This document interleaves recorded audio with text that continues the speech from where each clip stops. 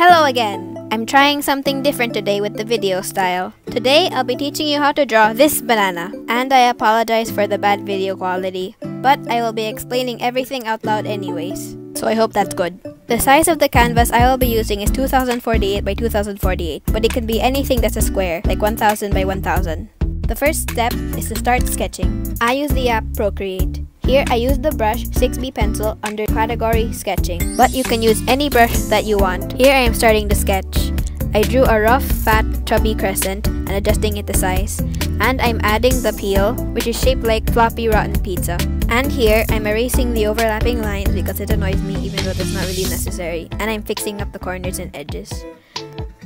And then I'm going to add the nub thingy on the end. I don't know what it's called.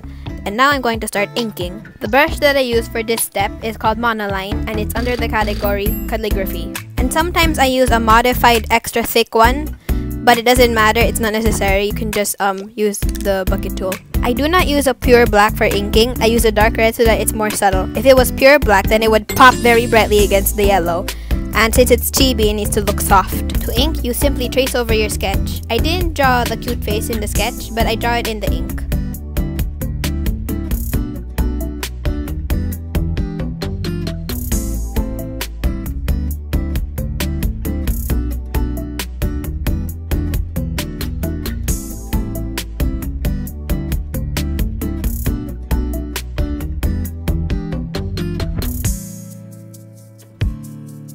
Alright, the line art is done. Set your ink layer to a reference, and for each color that you pick, fill it in beneath the line art. And only if it's the same color. You cannot put two different colors on the same layer.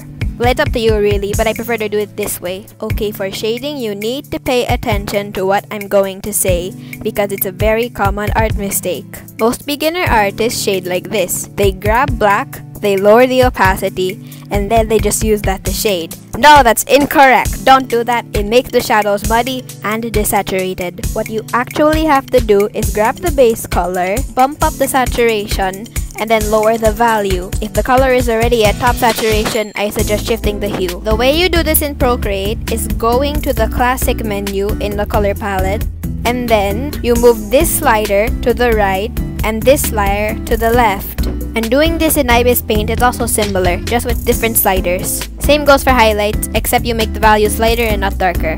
Oh yeah, and I almost forgot.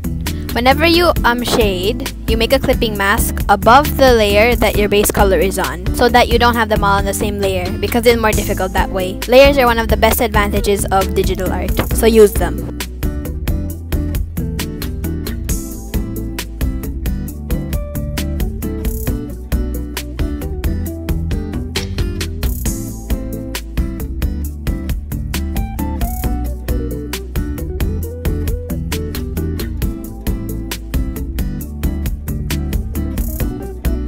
To finish off, you pick a background color. In this case, I chose light blue because it contrasted nicely with the yellow. And if you want to make the background look interesting, put something weird in a pattern maybe in the background. I just chose the 6B pencil and then scribbled darker blue on the bottom. And I also put a white border with the Monoline brush using the thick modified version I showed you guys earlier. But you don't need that, you can just use anything that's thick.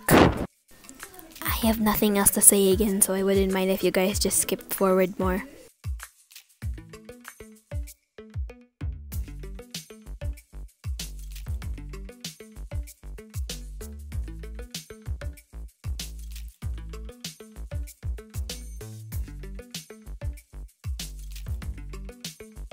And then I added a simple shadow. To do this, just duplicate the white outline and then fill it in with black and then use Gaussian blur. And now to save your banana, tap the tiny wrench in the corner. I'm hesitating here because I forgot what to do. And then select PNG. I personally prefer PNG, but you can pick JPEG if you want. Or any of them if you want actually, but I've never saved an artwork in anything other than JPEG or PNG. And here's the final piece. If you try this and you're disappointed that doesn't look exactly the same, don't be. You can even change it to look different from mine. It doesn't have to be a banana. The steps here apply to any drawing. Bye!